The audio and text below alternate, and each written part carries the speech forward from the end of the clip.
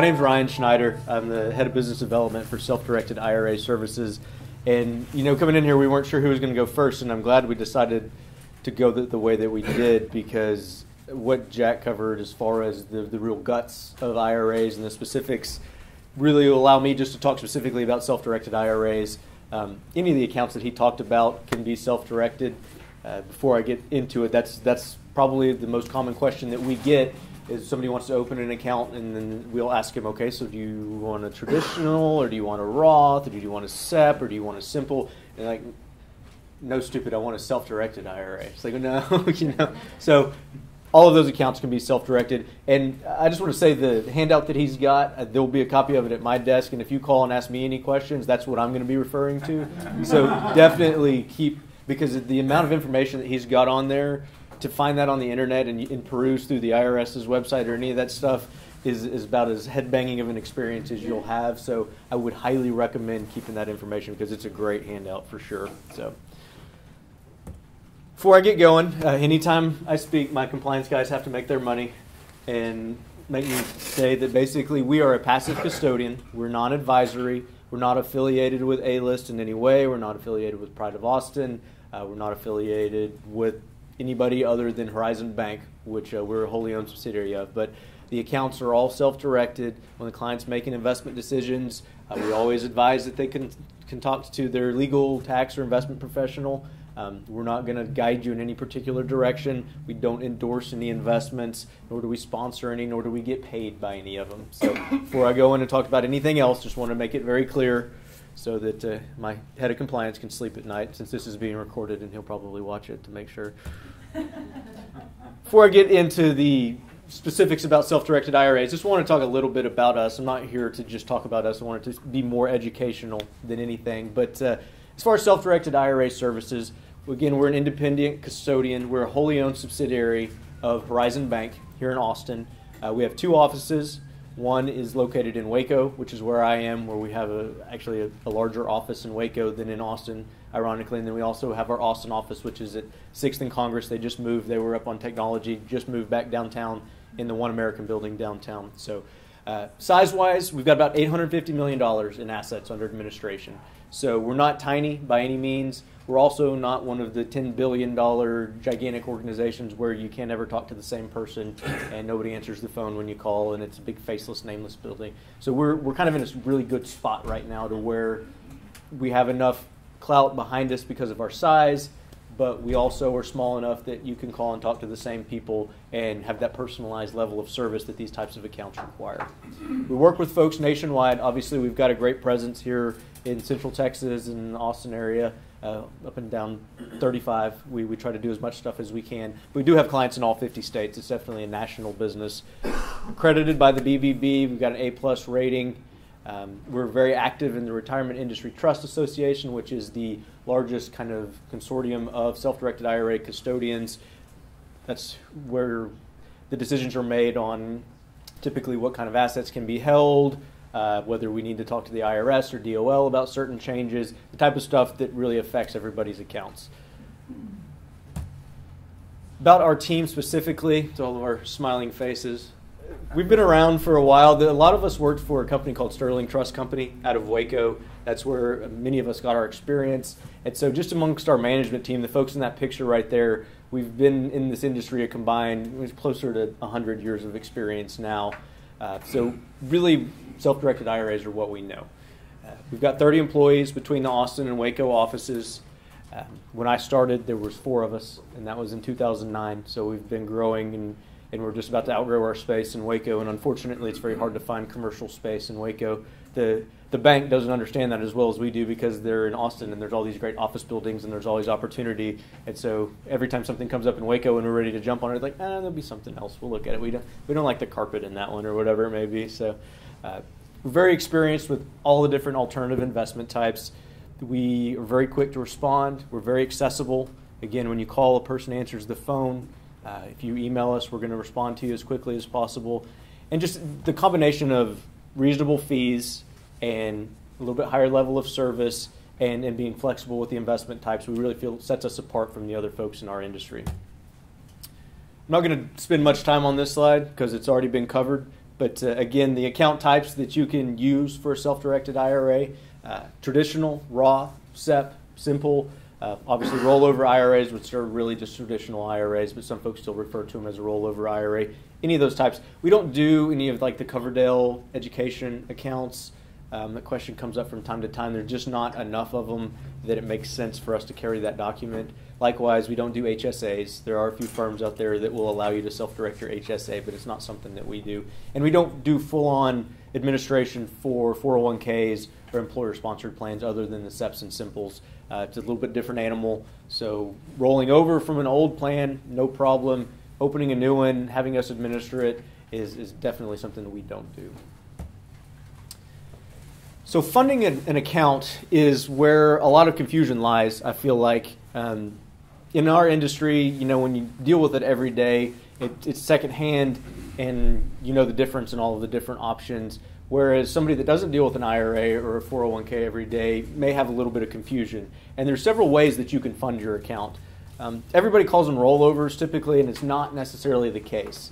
If you're moving money from another IRA, so you've got an IRA at Charles Schwab, a traditional account, and you want to move $50,000 from that IRA over to a traditional IRA with self-directed IRA services so that you can do a private investment that Schwab won't allow you to do. In that situation, you fill out a form that basically tells us where the funds are right now, how much you want to transfer, and then we'll go get in contact with Schwab. We'll handle everything from there. You just tell us where the money is, how much you want to transfer, and then we're like a bloodhound. We'll go get it. We'll pester them to death until they send the money to us. We follow up weekly and keep calling. That way if there's anything wrong, then we'll be able to get in touch with you and let you know if there's any issues. But it's not a real difficult experience typically for the end client unless the other custodian's really just being a pain. And you really only see that typically if you're moving money from like a smaller bank, possibly credit union, something along those lines that doesn't deal with a lot of transfers. When you're talking about Wells Fargo, Bank of America, Charles Schwab, Fidelity, those guys have so much money coming and going all the time. They'll typically process it pretty quickly. They'll take faxes, and we can get that going. So on the front end, when you open the account, you fill out this form, you send it to us, and we'll take care of the rest. If anything else needs to be done, then we'll get in touch with you, but we'll get that done. And since this is a trustee-to-trustee transfer where it's leaving the IRA there and coming to the new IRA with us and going to the same types of accounts, there's not even any tax reporting done. It's not reportable. When you do your taxes the next year, you don't even have any extra paperwork to do. So it's really the best way to do it. Another option is to roll over funds, and you can roll over money from an IRA. I don't typically advise it unless it's a situation where that's the only way that you can get it done. But a rollover is where you constructively take receipt of the funds, and then you have 60 days to get that into your IRA. Moving from an IRA to IRA, not the best way to do it because you are going to get a 1099-R from that resigning custodian. And on the 5498 that we issue later on, it'll outline that it's a rollover, but there is going to be more work for you to do. And anytime I've had any issues with that, it's always been the confusion on the other custodians end. So it's just much cleaner to do a transfer. Now, if you're leaving an old 401k or defined benefit plan, profit sharing plan, any type of qualified plan like that, then a rollover is going to be your option. They may allow a direct rollover where the check comes straight to us, but it's still a rollover, and there's still going to be some reporting to be done. When you're doing that, folks usually come to us and they want us to handle it just like we would a transfer, and unfortunately that's not usually the case. If I'm in a 401k and I want to roll those funds to a traditional IRA so that I can self-direct it, typically I, as the account holder, will need to contact the administrator or custodian of that plan and get something, either it will be called a rollover packet or a distribution form. Sometimes you can do it online, sometimes you can do it over the phone. More often than not, they've got some paperwork that they're going to send you where you fill it out and you tell them where the funds are going, and if it's going to an IRA, you don't want to withhold, or if you're taking a distribution. So there's going to be more legwork on the individual client's end that way. There's no way that we can go request those funds and get it rolled over like we can on an IRA. So not to say that it's not doable, it's just a good thing to keep in mind that you might have to be a little bit more involved in that situation.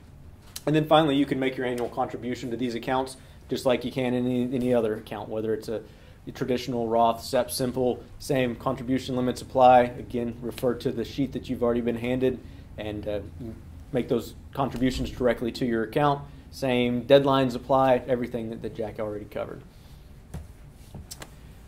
To get into a little bit more, this kind of gives you an idea of the myriad of investments that you can do inside of a self-directed IRA. And this doesn't even cover it all. These are just kind of the general, most common ones.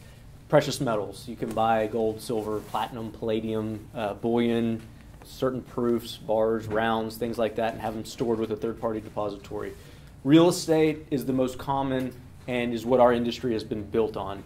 And when you say real estate, it can fall under several different columns. We have folks that actually buy single-family homes or buy raw land or buy a new commercial building, whatever it may be, where you actually take title to that property and own it inside of your IRA. And I'll talk more about that here in a minute. Trust deeds and mortgages, basically notes backed by deeds of trust. Again, kind of like real estate in a nutshell, but it's the same, structured a little bit differently, where your IRA is serving kind of as a private bank, loaning money out, and principal and interest comes back into the IRA.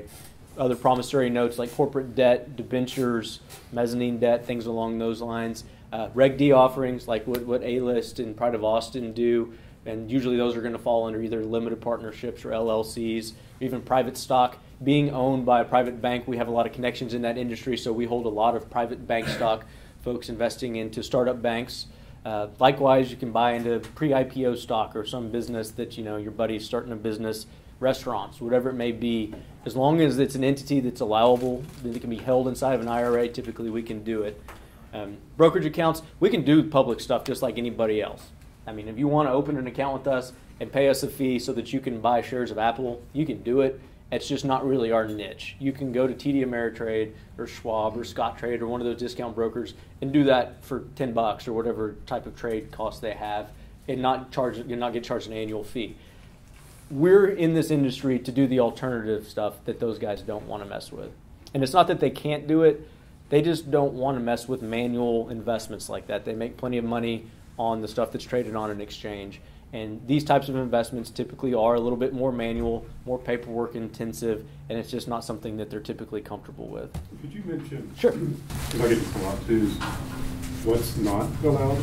Yes, I think there is a slide that specifically talks about that. If not, I will cover it for sure. And really, there's two things that are specifically not allowed that are outlined. As helpful as the IRS is, they actually give you two things. Everything else is up for interpretation. It's collectibles, so like jewels, collectible cars, artwork, rugs, things along those lines, and life insurance. Those are the two specific things that are not allowed to be held.